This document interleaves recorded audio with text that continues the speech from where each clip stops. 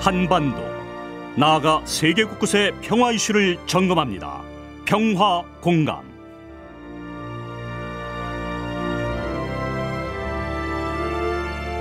정부가 발표한 일제 강제징용 해법, 미래를 위한 결단이라는 윤석열 대통령, 제2의 경술국치이자 굴욕 외교라는 민주당, 외교와 안보 관점에선 어떻게 봐야 할까요? 평화공감 코너에서 살펴보겠습니다. 연세대 통일연구원 개건교수이신 김종대 전 의원과 얘기 나눠보겠습니다. 김 전 의원님, 네, 안녕하세요. 안녕하세요. 네, 이렇게 와주셔서 감사합니다. 아이고, 뭐 부르는데 와야죠. 네. 박진 외교부 장관이 어제 강제징용 해법을 발표하면서 물컵에 물이 절반 이상 찼다, 이런 표현을 했습니다. 예. 물이 절반 이상 찼다는 표현 동의하십니까? 그러니까 앞으로 반도 찰 것이라는 의미로 그 비유를 든 거예요. 네. 우리가 흔히 사물을 볼 때 좀 낙관적으로 보자 할 때 물컵에 비유하지 않습니까? 그렇죠. 그런데 이 박진 장관이 이야기하는 희망사항, 전혀 일본에서 반응이 나오지 않고 있어요. 그러니까 지금 일본 기업이 이 배상에 참여한다는 이야기 전혀 안 나오고 있고, 오히려 완전히 이제 해방된 걸로 인식하고 있단 말이죠. 그러니까 물이 이렇게 반이 찰 거라는 기대보다는 반밖에 안 찼네. 오히려 이런 비관적인 부정적 해석이 아직까지는 주를 이루는 것 같고, 당분간 이런 현실은 변하지 않습니다. 지금 상황을 바라보는 한일 양국의 인식이 그만큼 다르다는 말씀을 해주신 건데, 그렇습니다.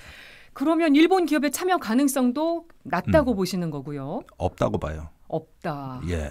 그렇게 되면은 이제 일본이 여기서 어떤 일본 기업이 기금을 출연하게 된다.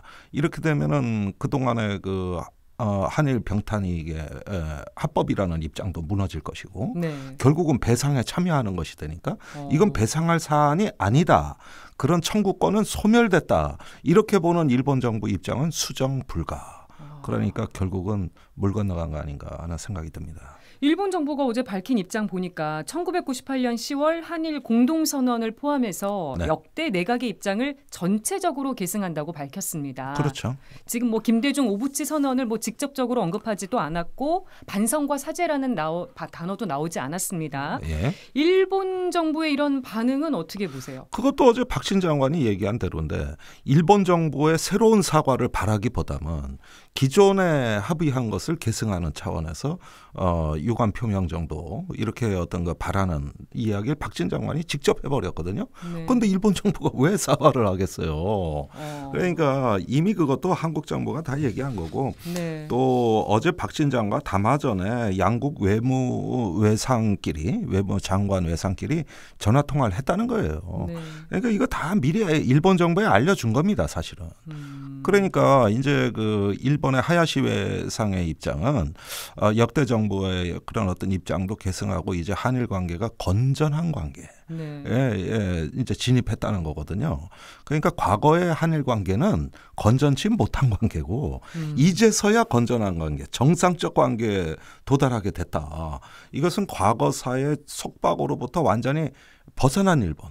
그것이 정상적 일본이라는 그런 어떤 맥락에서 나오는 발언이니까, 네. 이 역시도 앞으로 사과, 뭐 유감, 뭐 이런 여러 가지 일들 기대가 난망하다, 좀 어렵다, 이렇게 말씀드릴 수 있겠습니다. 지금 승소한 강제징용 피해자 중에 생존자가 3명인데 3명 모두 정부 해법에 반대했다고 전해지고 있습니다. 아무래도 일본 기업이 참여하지 않는 부분, 이 부분이 가장 큰 거겠죠. 그렇죠. 사실 이 문제를 자꾸 돈 문제로 우리가 인식하는 관점이 있는데, 무슨 돈이든 배상만 받으면 될 거 아니냐, 제3자 변제가 왜 잘못됐냐, 이렇게 이 문제를 바라보는 분들이 계시는 것 같아요. 그러나 이것은 가해 피해 관계입니다. 네. 또 역사적인 문제거든요. 그런데 그 한국 기업이 나서서 변제를 해주고 그 기금을 출연해서 재단이 뭐 해주고, 일본 정부는 사과 한마디였고 일본 기업도 나 몰라라 한다. 이거는 가해 피해 관계가 아니죠. 돈만의 문제가 아니다. 그렇습니다. 네. 그러니까 지금 이렇게 생존해 계신 그 피해자들께서 이것은 어떤 개인과 국가의 자존감을 외치고 계신다. 그런 점에서 이걸 어떻게 이렇게 돈으로 해결하는 이 얄팍한 게 어떻게 보면 2차 가해, 3차 가해로까지 비춰지는 거예요. 네. 차라리 이럴 바에는 해결 안 하는 게 낫습니다. 지금 일본 기업이 빠진 정부 해법에 대해서 여론이 호의적이지만은 않은 상황입니다. 근데 윤석열 대통령은 할 거면 어차피 빨리 해라. 참모들을 독려했다 그래요. 네. 3.1절 기념사부터 강제징용 해법까지 윤 대통령이 이렇게 서두른 이유는 어떻게 보십니까? 그러니까 작년 9월에 그 뉴욕에서 한일 정상의 그 30분간 만남으로부터 유추해 볼 수가 있죠. 네. 어쨌든 하루라도 빨리 한일 간의 모든 문제를 일괄 타결. 그때는 그랜드 바겐이라는 용어를 썼어요. 네.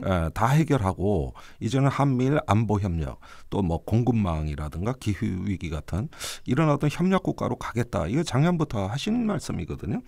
그런데 지금 이렇게 서둘러야만 되는 이유가 뭔가? 정말 정부에서 설명 안 하는 게 그 대목이라는 거예요. 이렇게 급한 이유가 뭐냐는 거죠.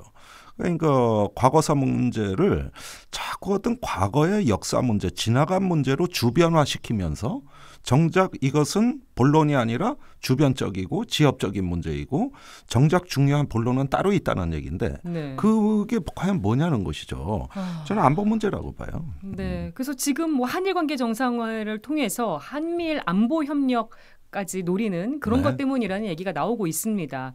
한미일 안보 협력이 미국과 일본에 구체적으로 어떻게 도움이 될까요? 아니 그런데 이 한미일 안보 협력에 대해 가지고 우리가 생각하는 안보 협력과 미일이 생각하는 안보 협력이 전혀 달라요. 이 사이에는 간극이 있는데 그 간극의 애매모호함이 지금 이 문제의 핵심입니다. 작년 12월에 일본이 안전보장 전략서를 개정하지 않았습니까? 네. 그 문서를 찬찬히 읽어보면은 주된 위협은 중국이다.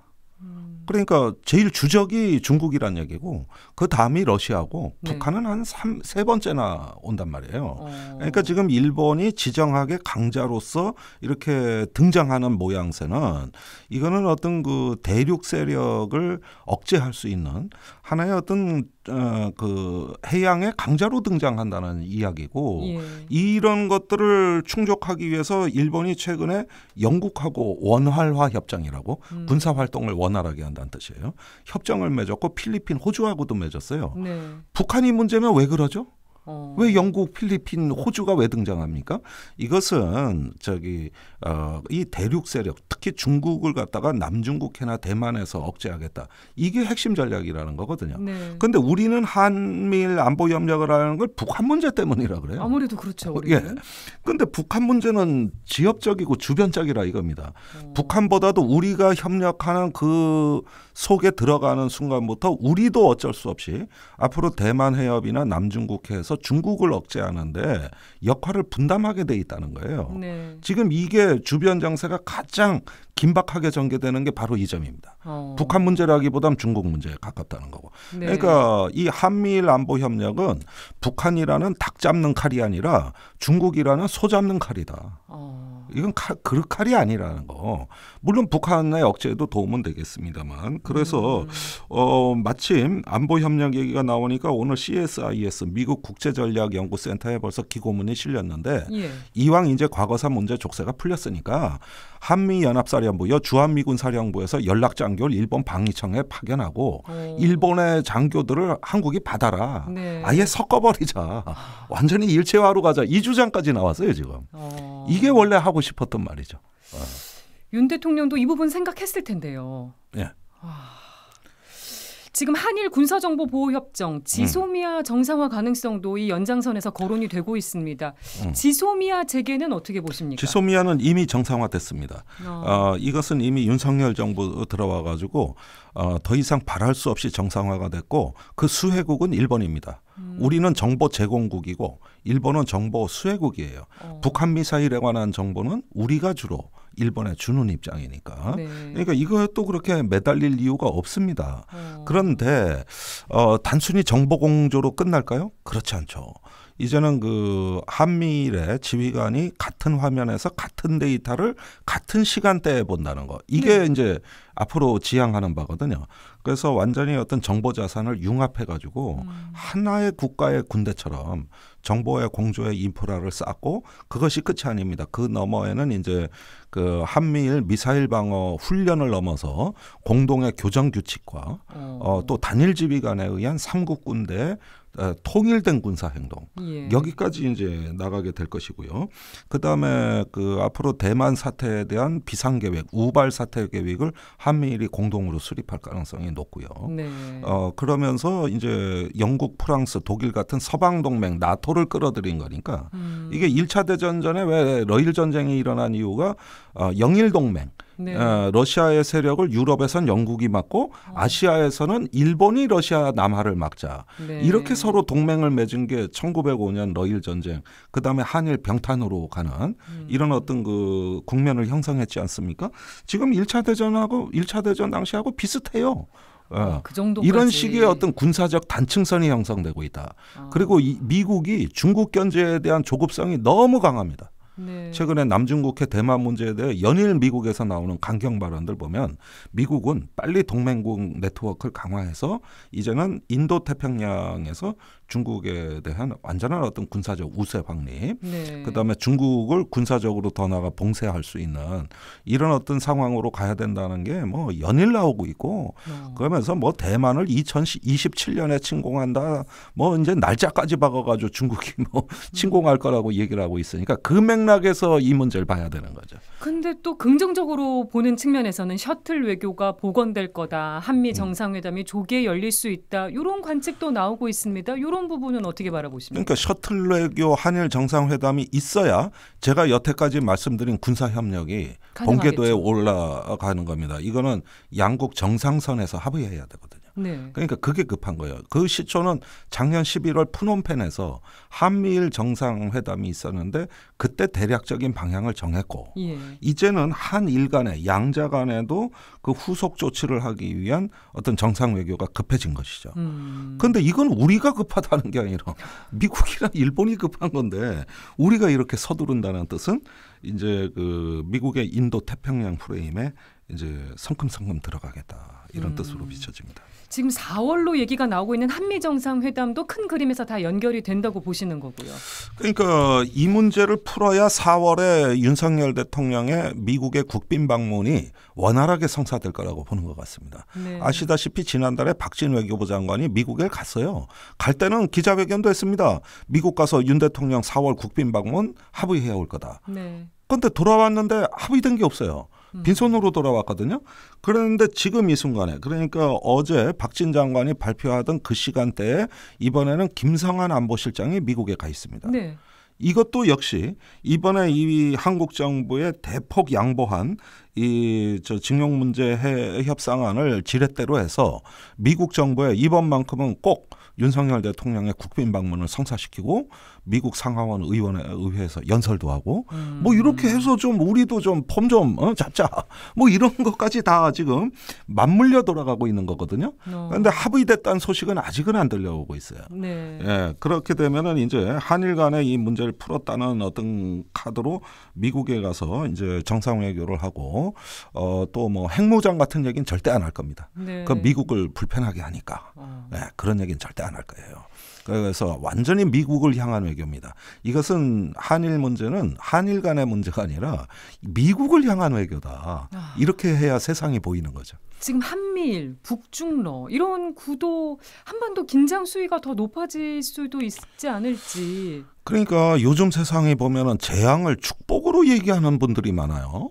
예컨대 유럽의 기후위기 이상기온이 푸틴으로부터 가스 안 들여와가지고 난방비 걱정 해결됐다고 축복이라고 언론 보도를 하는데 그게 축복입니까? 25도까지 올라가는 초여름 날씨가 이게 겨울에 이게 축복이냐고요. 네. 이제 재앙의 시작이거든요. 마찬가지로 일본의 지정학적인 강자의 기환과 한미일 대 중러 간의 이제 그 지정학적인 대결 대치 시대가 왔다는 거는 대한민국 생존의 기반이 위협받고 있다는 얘기예요. 네. 지금 우리나라의 이 경제와 안보의 그 토대가 어떻게 쌓여져 있느냐. 그러면 그렇게 지정학적인 대결 구도에 우리는 준비되어 있는가? 적응할 수 있는가? 이런 문제들 국민들 앞에 진솔하게 아무런 설명이 없이 이렇게 폭주해버리면 그러면은 앞으로는 우리는 어떤 기준점을 갖고 무슨 희망을 갖고 살아야 될지 모르는 아주 극도의 불확실성과 혼란의 시대로 가는 겁니다. 네. 이런 부분에서 국민들에게 왜 충분한 설명을 안 하고 폭주하느냐는 거예요. 협력이 뭐 우리가 얘기하는 협력하고 일본이 얘기하는 협력이 다른데 이런 부분에서 그 모호하게 넘어가는 그 불확실성, 그 애매모호함에 이 문제의 위기의 씨앗이다. 이 부분이 문제라는 거예요. 우리의 냉철한 이성으로 그런 부분들을 해소하고 또 낱낱이 그 검증하면서 들어가야 되는데 네. 굉장히 아쉽습니다. 북한 얘기도 좀 해보겠습니다. 오늘 북한 김여정 담화가 나왔습니다. 압도적 행동을 준비하겠다고 했는데 그 압도적 행동이 뭘지 이거 대륙간 탄도미사일 ICBM 추가 도발 아닐지 혹시 네. 어떻게 보십니까? 네, 뭐 ICBM 도발, 뭐 7차 핵실험 다 예상이 됩니다만은 오늘 김여정 담화는 13일부터 23일까지 시행되는 한미 연합 훈련에 대한 그 경고 메시지입니다. 네. 그러니까 아무래도 예상되는 행동은 어디서 어떤 훈련을 하는가를 보고 그에 맞는 맞춤식 대응을 할 걸로 보여져요. 요즘은 북한이 대놓고 그냥 그 한미일이 동해에서 훈련하면 동해로 미사일 쏴버리니까 네. 예, 이런 부분들을 봤을 때 미국의 전략 자산이 전개되는 양상 또 훈련의 범위와 규모, 장소 이걸 보고 맞대응하겠다. 그럼 거기에 맞게 대응하겠다. 이런 어떤 그 압도적 대응이 천명이 된 거거든요. 네. 그런 만큼 그 한미 연합 훈련 기간 중에 전대미문의 어떤 군사적인 긴장이 고조될 가능성이 있어 보여요. 네. 상당히 고강도 긴장이 조성될 수 있죠. 네. 그런 점에서 올해 이번 달이 어떤 한반도 문제에 있어가지고 하나의 분수령이다. 굉장히 중요한 시기입니다. 그렇게 보시는군요. 요즘 미국 전략 자산이 한반도에 전개됐다는 소식을 좀 자주 듣게 됩니다. 네. 이러다가 진짜 우발적 충돌까지 발생할 가능성도 혹시나 염려가 되기도 하는데요. 저는요 미국이 무기 마케팅을 아주 화려하게 전례 없는 스펙타클로 하고 있어요. 마케팅으로 뭐 보세요. 매일 보내요. 그런데 그 이면에는 IRA법이라든가 반도체법에서 어떤 동맹국에 대한 일자리 약탈, 그 다음에 어떤 탈중국의 이제는 행동에 나서라는 이런 동맹답지 못한 압력이 있고 다른 한쪽에는 그것을 마치 보상이라도 해주듯이 아낌없이 전략 자산을 서비스해주는 네. 이런 어떤 그 투트랙이 전개되고 있다고 보여집니다. 예. 그러니까 결국은 안보 위협은 부풀리고 경제 위협은 축소함으로써 이 공론회장이 왜곡돼 가는 거죠. 그러면은 당장 미사일이 보이니까 우리한테 안보 위협은 현실 감각이 느껴지는 건 사실입니다만은 네. 진짜 국민을 괴롭히는 건 오히려 피가 한 방울 한 방울 빠져나가듯이 앞으로 서서히 다가오는 경제적 압박이 이게 재앙이거든요. 예. 그런데 이런 부분에 대해서는 뭐 동맹국에 대해서도 미국 우선주의를 밀어붙이고 대신 아낌없이 안보 서비스 이 전략 자산을 제공해주는 이런 양쪽으로 동맹 관계가 그 프레임이 형성되는 것 같아요. 네. 그러면서 너무 또 우리가 이 전략 자산에 열광하니까 전략 자산 전개가 공짜는 아니잖아요. 뭐 전략 폭격기 뭐 오고 멋있잖아요. 그러니까 이런 게 한번 언론에 나가면 언론 기사 조회수 팍팍 올라가고 뭐 굉장히 열광하고 사실 그러면서도 경제에 대해서는 또 우리가 점차 왜곡된 구조로 가는 네. 이런 게 지금 한반도의 모양이라면 우리의 국익은 무엇인가를 이제는 좀 냉철하게 생각할 때가 됐습니다. 네, 정말 살펴볼 부분이 지금 많은 시점인 것 같습니다. 네. 네, 평화공감 지금까지 연세대 통일연구원 개건 교수이신 김종대 전 의원과 얘기 나눠봤습니다. 오늘 말씀 고맙습니다. 감사합니다.